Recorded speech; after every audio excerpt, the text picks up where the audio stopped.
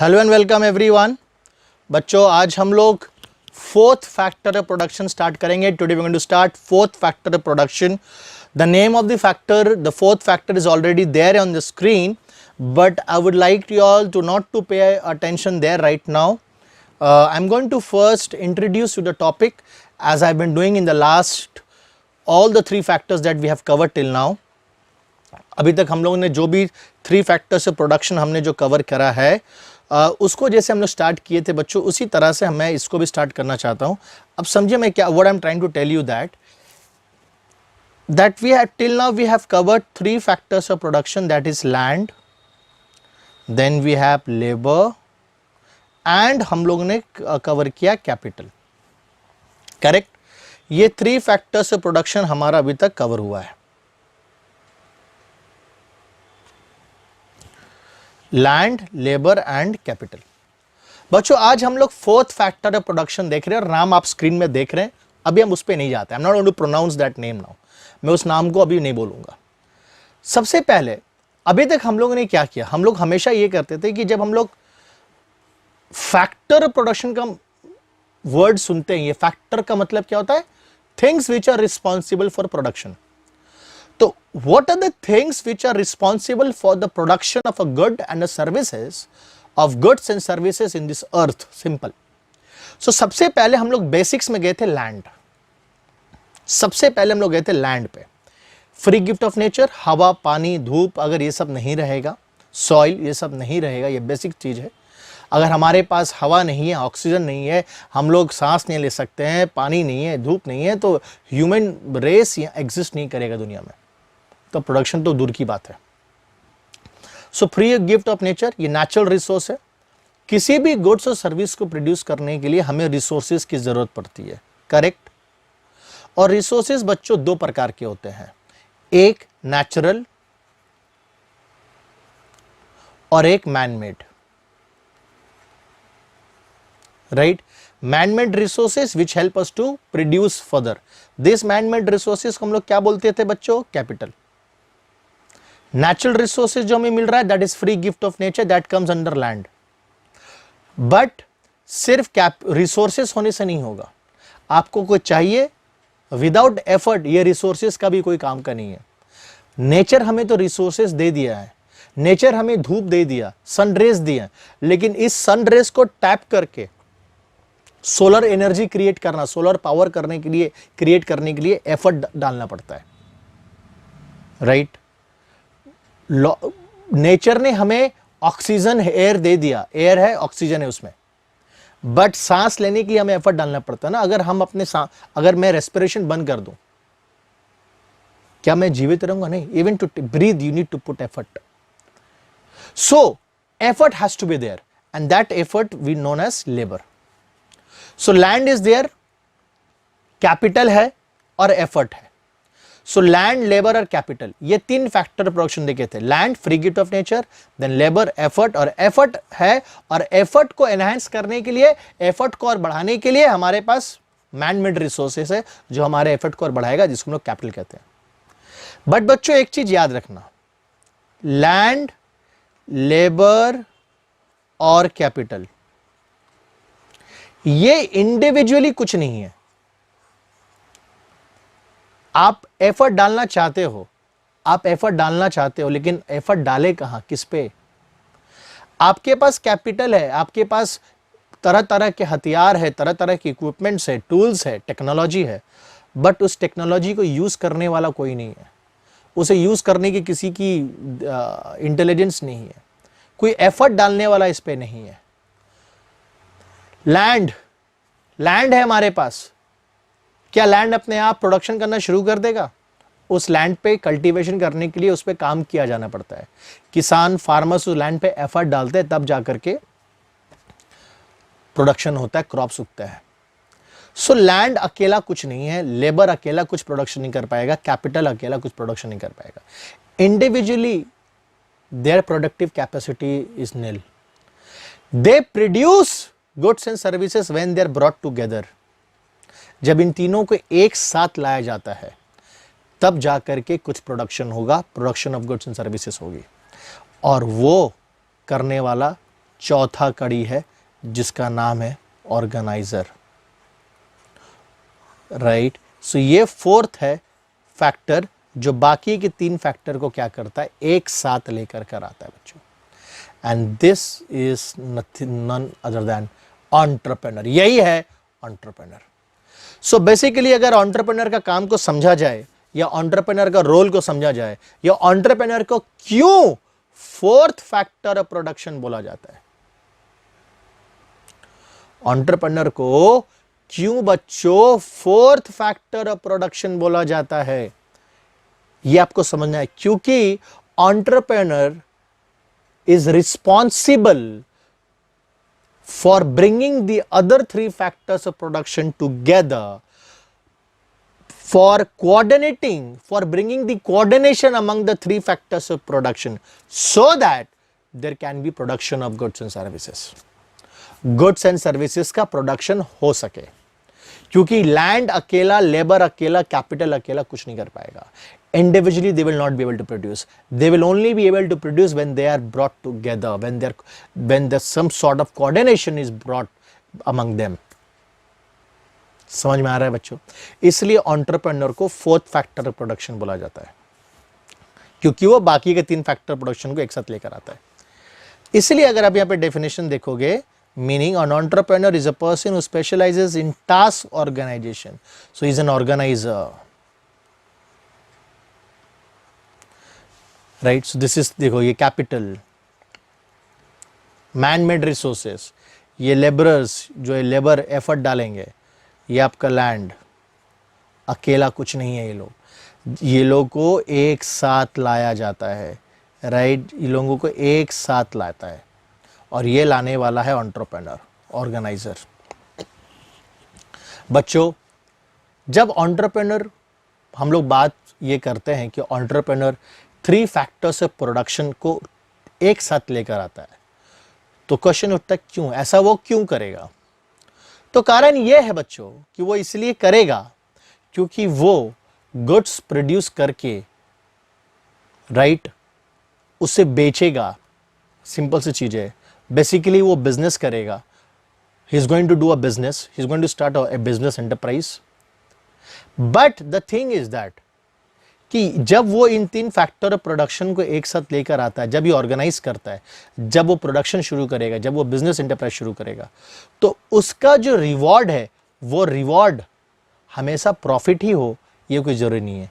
So there is a risk factor involve here. So basically entrepreneur takes the risk of bringing this 3 factors of production together. Why am I saying risk? मैं क्यों बोल रहा हूं कि entrepreneur risk उठाता है? Entrepreneur risk इसलिए बोल रहे उठाता है क्योंकि ये फैक्टर प्रोडक्शन को एक साथ लाने के बाद उसे प्रॉफिट भी हो सकता है और लॉस भी हो सकता है। It is not guaranteed that entrepreneur को प्रोडक्शन करके, बिजनेस करके सिर्फ प्रॉफिट ही होगा, कभी प्रॉफिट भी लॉस भी हो सकता है, उसका रिवॉर्ड नेगेटिव हो सकता है। आज ये एंटरप्रेन्योर जो ये 3 फैक्टर्स ऑफ प्रोडक्शन को एक साथ लेकर आएगा, जब वो प्रोडक्शन शुरू करेगा, गुड्स एंड सर्विसेज का प्रोडक्शन शुरू करेगा, तो वो क्यों करेगा? ऑब्वियसली उसके मन में एक रिवॉर्ड की एक्सपेक्टेशन है, वो रिवॉर्ड चाहेगा, वो रिवॉर्ड उसको प्रॉफिट के रूप में मिलता है। बट ये रिवॉर्ड नेगेटिव भी हो सकता है, मतलब लॉस भी हो सकता है। And that is why we say that entrepreneur is a risk bearer. वो रिस्क उठाता है एंटरप्रेन्योर। किस चीज का रिस्क उठाता है? वो रिस्क उठाता है नया कोई गुड्स प्रोड्यूस करने का, वो रिस्क उठाता है नया कंसेप्ट लेकर के आने का, वो रिस्क उठाता है तीनों फैक्टर ऑफ प्रोडक्शन को एक साथ ला के यूटिलिटी क्रिएट करने का, क्योंकि ऐसा करने से उसको प्रॉफिट भी हो सकता है और लॉस भी हो सकता है। उसको रिवॉर्ड प्रॉफिट के रूप में भी मिल सकता है और नेगेटिव रिवॉर्ड उसको लॉस भी हो सकता है। And that is why entrepreneur को रिस्क बेरर भी बोला जाता है। He is a risk taker, वो रिस्क उठाता है इस 3 फैक्टर प्रोडक्शन को लाने के लिए। सो ये 3 फैक्टर प्रोडक्शन अगर अकेला है, वो लोग अगर सेपरेट है, तो वो कोई काम का नहीं है। जब वो लोग एक साथ आएगा, जब इनके आपस में कोऑर्डिनेशन होंगे, जब वो टीम बनेंगे, तब जा करके प्रोडक्शन होगा। बच्चों individually you can be a very good player, but आप इंडिविजुअली बहुत अच्छा प्लेयर हो सकते हो, बट आपकी एफिशिएंसी उभरती है, आपकी एफिशिएंसी और बेटर होती है जब आप टीम में खेलते हो. So individually you can be a player, but individually alone you cannot win a match. You need to be a part of the team which will win the match. Yes or no? You may be an important player of a team, but you alone cannot do anything. So all the players of the team are brought together, all the good players. When these 11 players are separate, they are separate. वो लोग अलग अलग जगह में हैं. They are nothing. They are only players, in good players. But when they are brought together in a team, then the production start. Then the efficiency gets improved. तब efficiency आती है. समझ में आ रहा है? उसी तरह बच्चों ये capital, labor और land का भी कहानी है. So the fourth factor which brings the three factors of production together, that is entrepreneur, and that is what we also call it as an organizer, because वो सब चीज को organize कर रहा है. क्लियर है बच्चों? आगे बढ़ते हुए अब हम लोग आते हैं एक एंटरप्रेन्योर का क्या क्या फंक्शंस होता है. तो सबसे पहला फंक्शन होता है रिस्क बेयरिंग फंक्शन. जैसे कि मैंने आपको पहले कहा कि एंटरप्रेन्योर को प्रॉफिट भी हो सकता है, लॉस भी हो सकता है.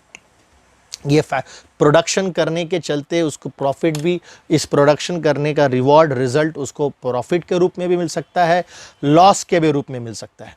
So entrepreneur is a risk bearer. वो रिस्क उठाता है बच्चों. अगर एंटरप्रेन्योर रिस्क नहीं उठाएगा तो प्रोडक्शन नहीं होगा. वो रिस्क उठाता है तीनों फैक्टर ऑफ प्रोडक्शन को एक साथ लाने के लिए, and that is why it is said that entrepreneur is a risk bearer. He bears the risk. Why bears the risk बच्चों? हम आपको बताते हैं, सिंपल सी बात है. आज एक फैक्टर प्रोडक्शन को लेता है लेबर. जब एक लेबरर अपना एफर्ट डालता है तो उसे उस लेबर के बदले में क्या मिलता है? वेजेस या सैलरी बोल लो या रेम्यूनरेशन बोलो, आप जो भी बोलना चाहते हो. क्या एक लेबर का वेजेस, क्या एक लेबर का सैलरी या रेम्यूनरेशन कभी भी नेगेटिव हो सकता है? The answer is no. उसको कभी नेगेटिव वेजेस, नेगेटिव सैलरी नहीं होगा. कभी उससे पैसा लिया जाएगा? कभी नहीं. उसको उसका रिटर्न्स, एक लेबर का रिटर्न, एक लेबर जब एफर्ट डालता है, राइट, तो उसका जो एफर्ट के बदले में जो उसको रिवॉर्ड मिलता है, ये रिवॉर्ड कभी भी बच्चों नेगेटिव नहीं होगा. कभी भी नेगेटिव नहीं होगा. It will never be negative. But entrepreneur के लिए जो वो एफर्ट डाल रहा है तीनों फैक्टर प्रोडक्शन को एक साथ लाने के लिए, एंटरप्रेन्योर के लिए एक रिस्क है, क्योंकि उसका रिवॉर्ड नेगेटिव हो सकता है, उसको लॉस हो सकता है. देखिए बच्चों, प्रॉफिट ना होना अलग बात है और नुकसान होना ये अलग बात है. समझिएगा, प्रॉफिट नहीं हुआ लेकिन लॉस भी नहीं हुआ तो I am at a stage of no profit no loss, no problem, that is okay, still that is okay. But आपका प्रॉफिट तो नहीं हो रहा, ऊपर से नुकसान हो रहा है, ये ज्यादा प्रॉब्लम करता है. लेबर का कभी ऐसा नहीं होगा. लेबर से कभी उससे मजदूरी ली नहीं जाएगी, उसको मजदूरी दी जाती है. हद से हद कभी कंपनी का या ऑर्गेनाइजेशन का हालात ठीक नहीं है तो उसे वेजेस लेट से मिलेगा, 1 महीना का बाद मिलेगा, लेकिन मिलेगा जरूर. ऐसा नहीं कि कंपनी उससे मांगेगी, कि मेरा कंपनी बोलेगा कि हम लोगों का सिचुएशन अच्छा नहीं है, तुम लोग हमको वेजेस, सैलरी वापस करो. That will not happen. The wages can not, labour का जो रिटर्न होता है वो कभी भी नेगेटिव नहीं होगा, लेकिन एक एंटरप्रेन्योर का रिटर्न नेगेटिव हो सकता है. इसलिए बाकी के जो फैक्टर्स प्रोडक्शन है, लैंड पे जो रेंट लगता है, कैपिटल पे जो इंटरेस्ट लगता है, ये कभी भी नेगेटिव नहीं जाएगा. The returns on the other factor of production can never be negative, but there is a possibility of a negative return for an entrepreneur. Entrepreneur को negative reward, negative return मिल सकता है in the form of loss, and that is why I am saying कि entrepreneur takes the risk. वो risk उठाता है क्योंकि उसे पता है कि उसे नुकसान भी हो सकता है. ये जानने के बावजूद भी entrepreneur risk उठाता है. लैंड, लेबर, कैपिटल, तीनों फैक्टर ऑफ प्रोडक्शन को एक साथ लेकर आता है. Next, decision making functions. Entrepreneur has to take lot of decisions. बहुत सारे डिसीजंस एंटरप्रेन्योर को लेना पड़ते हैं. सारे डिसीजन सही हो ये कोई ज़रूरी नहीं है, बट उसे ज़्यादा से ज़्यादातर डिसीजन सही लेना पड़ता है, क्योंकि अगर गलत डिसीजन हुआ तो उसका इम्पैक्ट ऑर्गेनाइजेशन पे पड़ सकता है. सो क्या क्या डिसीजन लेना पड़ता है एक एंटरप्रेन्योर को? सबसे पहला है selection of the commodity to be produced. एक कौन सा कमोडिटी बनाना है, सोसाइटी को कौन सी कमोडिटी की ज़रूरत है, सोसाइटी को, समाज को कौन सा कमोडिटी बना करके देंगे कि उनका प्रॉब्लम सॉल्व होगा. एक चीज़ हमेशा याद रखना, एंटरप्रेन्योर्स हमेशा वो प्रोडक्ट, वो सर्विसेज लेकर के आते हैं जिनसे समाज का, सोसाइटी का, लोगों का प्रॉब्लम सॉल्व होता है और उनका लाइफ और बेटर और ईजी होता है. सो कौन सा कमोडिटी बनाना है ये डिसीजन लेना है. Selection of the plant, plant का सेटअप कैसा होगा, क्या मशीनरीज होंगे, कहाँ पे प्लांट लगाया जाएगा, ये सब चीज़ का डिसीजन लिया जाता है। Decision regarding the scale of production, scale of production क्या होगा, what do mean by scale of production, किस वॉल्यूम में, किस मात्रा में हम गुड्स प्रोड्यूस करेंगे, कमोडिटी किस वॉल्यूम में प्रोड्यूस होगी बच्चों, वो डिसीजन लिया जाता है यहाँ पे। नेक्स्ट है selection of techniques of production, क्या टेक्निक ऑफ प्रोडक्शन रहेगा, लेबर इंटेंसिव रहेगा, मतलब ज़्यादा लेबर का इस्तेमाल करेंगे, लोगों का मैन पावर ज़्यादा रखेंगे, इक्विपमेंट्स मशीनरी कम रखेंगे, कि equipments machinery capital intensive, equipments machinery ज़्यादा रहेगा और मैन पावर कम रहेगा, कौन सा टेक्नोलॉजी का इस्तेमाल होगा, किस टेक्निक का इस्तेमाल होगा प्रोडक्शन करने के लिए, ये सारे डिसीजन एंटरप्रेन्योर को लेने पड़ते हैं। नेक्स्ट है इनोवेटिव फंक्शंस। बच्चों यहाँ पे थोड़ा सा हम टाइम स्पेंड करेंगे इनोवेटिव फंक्शन में। ये एक वो फंक्शन है जो एक एंटरप्रेन्योर को, he is an entrepreneur,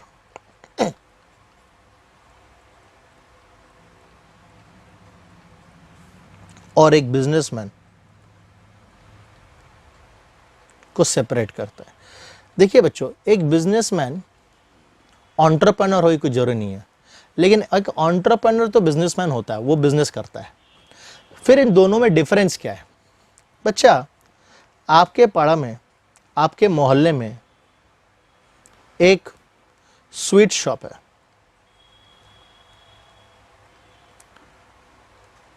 Ramlal sweet shop. ये बच्चों रामलाल,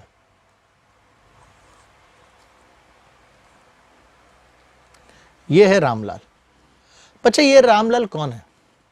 ये रामलाल इस स्वीट शॉप का मालिक है, जो डेली सुबह का 9 बजे आता है, शटर उठाता है, दुकान में बैठता है और रात के 9 बजे वो घर चला जाता है। एवरी डे वो सेम चीज कर रहा है। वो अपने काम करने के तरीका में कोई ना नया परिवर्तन, ना ही कुछ नया चेंज, ना कुछ इन्वेंशंस, कुछ नहीं है। वो बिजनेस तो कर रहा है, but he can not call himself or we can not call him an entrepreneur. एक एंटरप्रेन्योर बच्चों याद रखना, वो इनोवेटिव होता है, right? Entrepreneur is known for inventions. वो अपने आविष्कार से, वो अपने रिसर्च से, अपने इन्वेंशन से वो लोगों का प्रॉब्लम को सॉल्व करता है। जब लड़कियां सोचती होगी कि काश ऐसा दिन आता कि हमारे घर में, हमारे मोबाइल में कुछ बटन को प्रेस करने से हमारे घर में ब्यूटिशियन आ जाते हैं, ब्यूटी पार्लर लोग आ जाते हैं, तो कितना अच्छा होता, लाइफ कितना आसान हो जाता। इसी लाइफ को आसान करने के लिए अर्बन क्लैप आया। अपॉइंटमेंट बुक करे, ब्यूटिशियन आपके घर में। लोग सोचते थे कि काश ऐसा दिन होता कि हमें टैक्सी को ऐसे हाथ नहीं मारना पड़ता, बटन टिपते मोबाइल पे और टैक्सी हमारे सामने आके खड़ा हो जाता।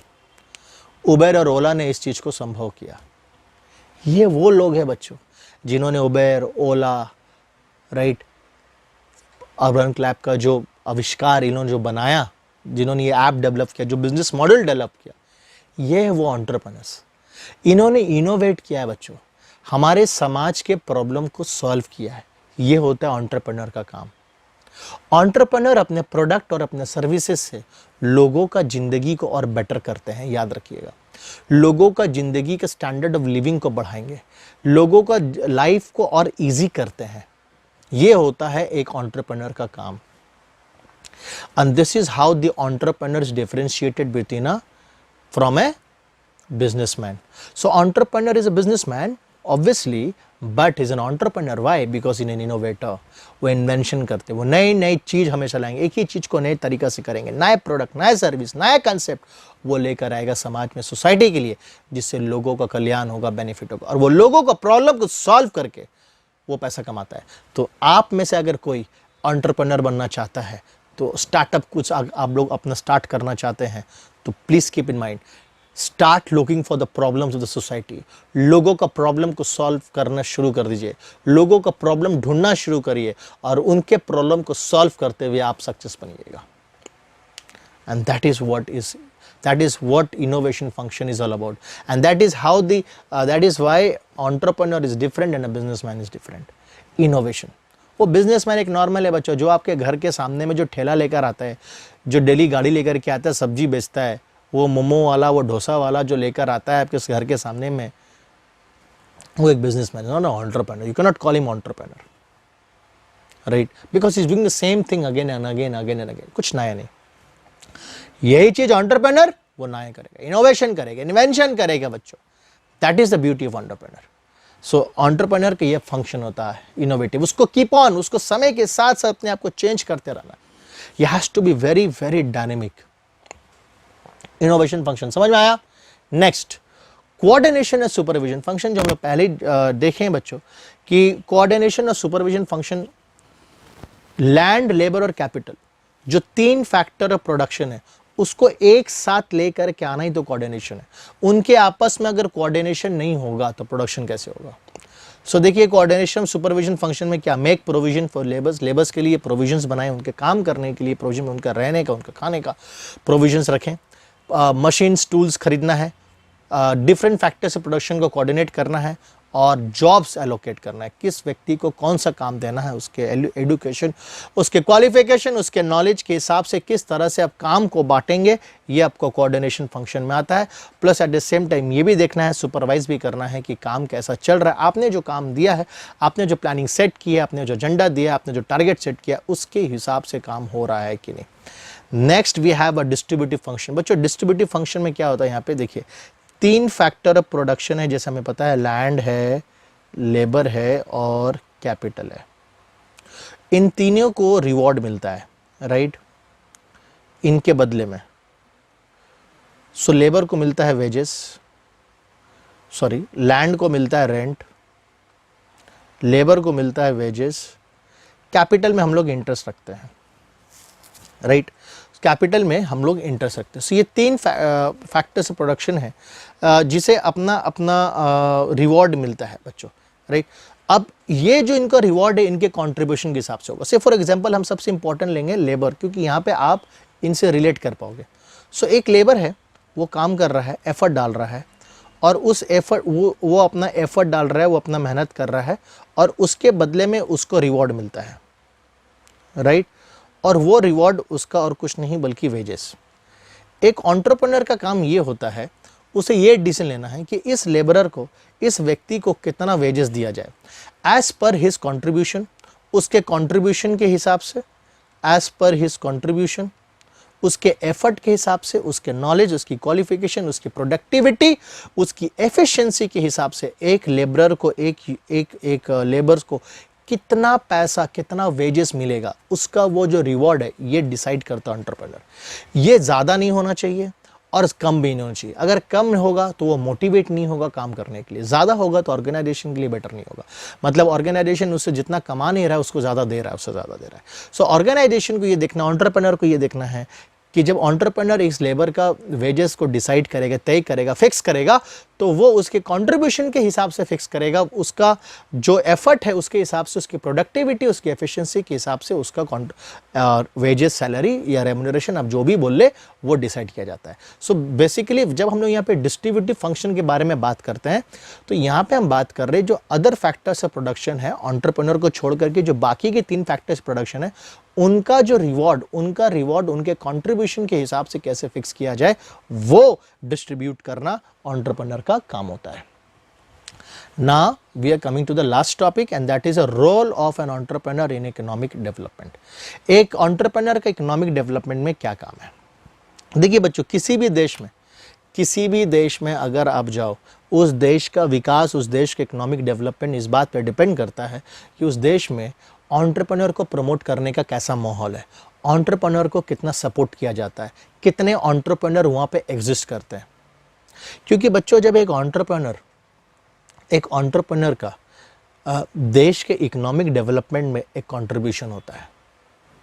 जब एक एंटरप्रेन्योर नया कॉन्सेप्ट लेकर के आता है, एक एंटरप्रेन्योर सिर्फ अपने लिए ही नहीं, वो अपना प्रॉब्लम तो सॉल्व करता है, बट अपने साथ साथ वो समाज का, सोसाइटी का भी प्रॉब्लम सॉल्व करता है. एंटरप्रेन्योर देश का विकास में, आर्थिक विकास में, इकोनॉमिक डेवलपमेंट में देश के इकोनॉमिक डेवलपमेंट में एंटरप्रेन्योर कंट्रीब्यूट करता है। कैसे करता है, किस तरह से एंटरप्रेन्योर एक देश का डेवलपमेंट में कंट्रीब्यूट करता है, वो हम लोग अभी एक एक करके यहाँ पे देखते हैं। तो सबसे पहला है कंट्रीब्यूशन इन नेशनल इनकम। क्या होता है national income? National income is the value of monetary value of goods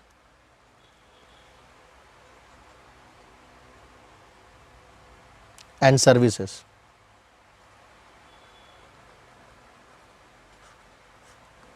So national income is the monetary value of goods and services produced, right? So जितने वैल्यू जो goods बनता है, जो भी goods बनता है बच्चों, उसका तो वैल्यू होता है ना। गुड्स क्या है? उसके अंदर में यूटिलिटी है। कमोडिटीज क्या है? उसके अंदर में यूटिलिटी है। वो एक इंसान का किसी तरह का वांट को पूरा कर रहा है, राइट? इसलिए तो उसको गुड्स बोल रहे हैं, प्रोडक्ट बोल रहे हैं। यूटिलिटी का मतलब क्या? उसके अंदर वैल्यू है। वैल्यू मतलब उसका प्राइस होगा, मॉनेटरी वैल्यू है। सो आज जो मैं आपको पढ़ा रहा हूँ, आप इसके बदले में मेरे को रिवॉर्ड देते हैं, मेरे को फीस देते हैं। क्यों देते हैं? क्योंकि आपको मेरा टीचिंग से आपका वांट सेटिस्फाई हो रहा है। अगर नहीं होता तो आप मुझे फीस क्यों देगा? आप पढ़ोगे नहीं मेरे पास। Simple as that. सो मेरा सर्विसेज में भी यूटिलिटीज़ की वैल्यू है। तो देश में जितना भी गुड्स और सर्विसेज जो प्रोड्यूस होता है, राइट, उसकी जो सम टोटल है वैल्यू, उसकी जो वैल्यू है, कितना रुपया का गुड्स और सर्विसेज देश में बना, that is my national income. So national income कुछ नहीं है, it is the value of the goods and services produced. जो आप क्लास 11 में जाओगे तो इसको और डेप्थ में पढ़ोगे। अभी हम उतना डेप्थ में नहीं जा रहे नेशनल इनकम, क्योंकि नेशनल इनकम हमारा टॉपिक नहीं है। हम आपको सिर्फ इतना बता देते हैं कि it is the value of the goods and service, sum total of the value of goods and services produce, sum total.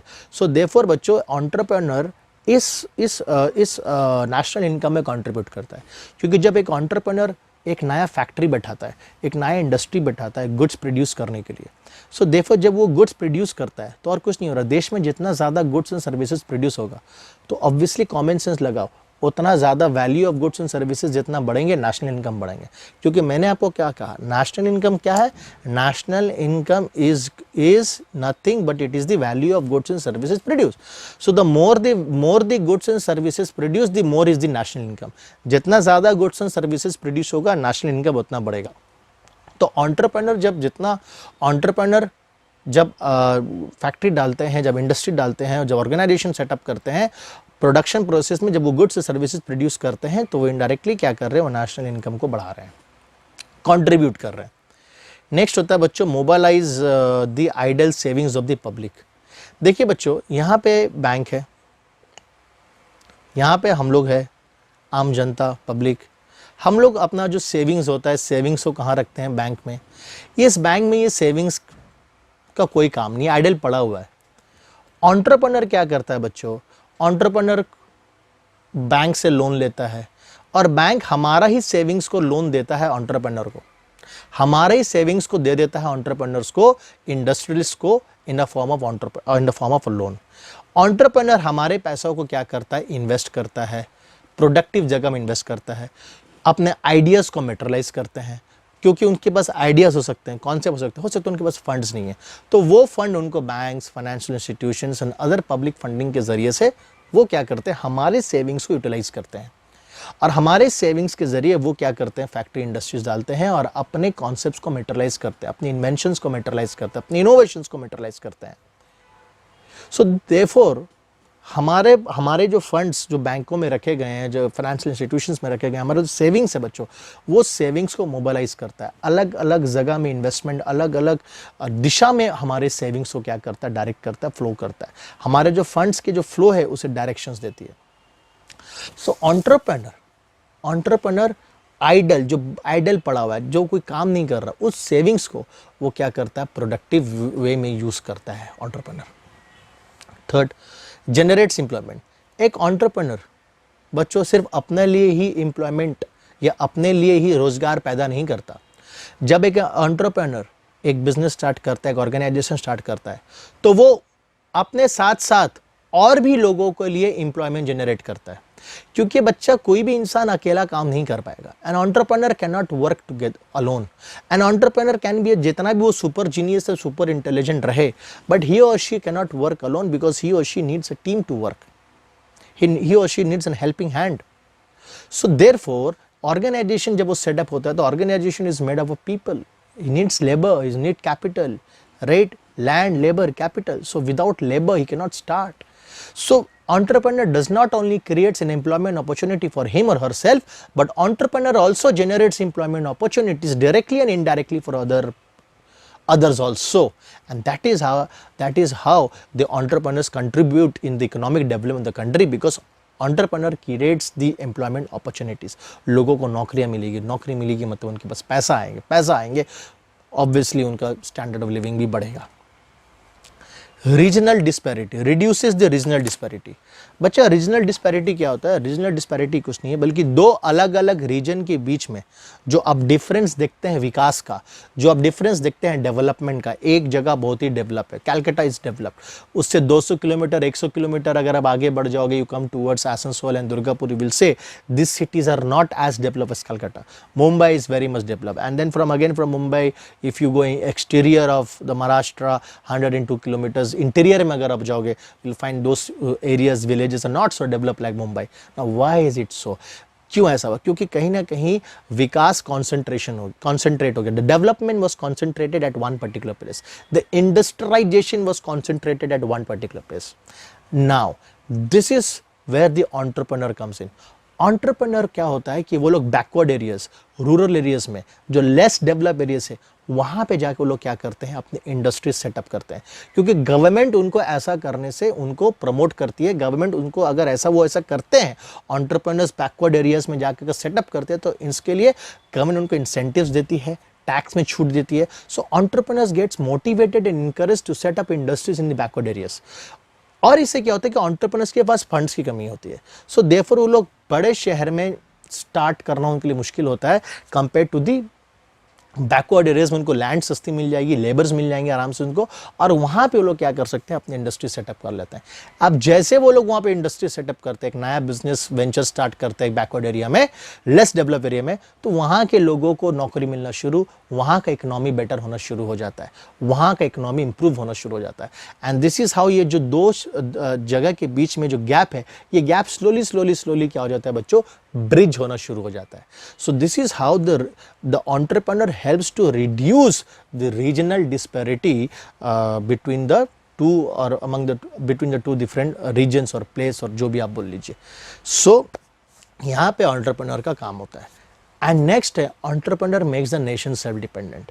आज हमारे देश में इतने सारे इंडस्ट्रियलिस्ट है, एंटरप्रेन्योर्स है, जो हमारे देश में गुड्स एंड सर्विसेज प्रोड्यूस कर रहे हैं. आज सिंस वो गुड्स एंड सर्विसेज वो प्रोड्यूस कर रहे हैं हमारे देश में बच्चों, तो हमें दूसरे देशों के ऊपर में डिपेंडेंट होना नहीं पड़ रहा है. हमें दूसरे देशों से हमें सामान खरीदने की ज़रूरत नहीं पड़ रही है, क्योंकि हमारा देश के एंटरप्रेन्योर्स, हमारे देश के इंडस्ट्रियलिस्ट लोग खुद हमारे देश में बना रहे हैं. So when goods and services are better goods, new goods, better quality of goods and services are being produced in our own country, we become self dependent, we become self reliable. हम लोग किसी और के ऊपर में depend नहीं होते हैं, हम लोग को किसी और देश से एक्सपोर्ट इंपोर्ट करने की ज़रूरत नहीं है. इनफैक्ट आज की स्थिति में हम लोग इंडियंस, हम लोग गुड्स यहाँ पे बना के हम लोग एक्सपोर्ट कर रहे हैं बाहर में, right. So this is how the entrepreneur helps the nation in the overall economic development, right. This is how the entrepreneur contributes to the economic development of a country. तो बच्चों आपको समझ में आया कि किस तरह से entrepreneur, right, बाकी के 3 फैक्टर प्रोडक्शन को एकत्रित करते हैं, इसलिए वो खुद चौथा फैक्टर प्रोडक्शन बन जाता है और ऑर्गेनाइज करके प्रोडक्शन को अंजाम देते हैं, गुड्स और सर्विसेज को प्रोड्यूस करते हैं, नए गुड्स एंड सर्विसेज, नए कंसेप्ट, नए इनोवेशंस लेकर के आते हैं, right. So with this we have completed the chapter as per the scope of your ICSE examinations. हम लोग ये complete कर चुके हैं बच्चों, और आई होप कि आपको लैंड लेबर कैपिटल, हमने इस एक चैप्टर को, किसी के बुक्स में अलग अलग चैप्टर दिया हुआ है, किसी के एक ही चैप्टर में 4 टॉपिक्स है, तो हमने इसको अलग अलग सेशंस में कंप्लीट किया है. 4 सेशंस में ये कंप्लीट हो चुके हैं. अभी तक हमने आपको जो भी पढ़ाया, आई होप कि आपको समझ में आया है, किसी भी तरह का कोई दिक्कत नहीं है. सो याद रखना 4 फैक्टर प्रोडक्शन है, लैंड, लेबर, कैपिटल, और जो चौथा है वो बाकी पहला 3 को क्या करता है, ऑर्गेनाइज करता है, जिसे हम लोग ऑर्गेनाइजर या एंटरप्रेन्योर के नाम से जानते हैं. So I hope you have understood this chapter. If you have any problem, any doubt, feel free to get in touch with me, right. See you all in the next session with a new chapter and new topic. Till then, take care and bye bye.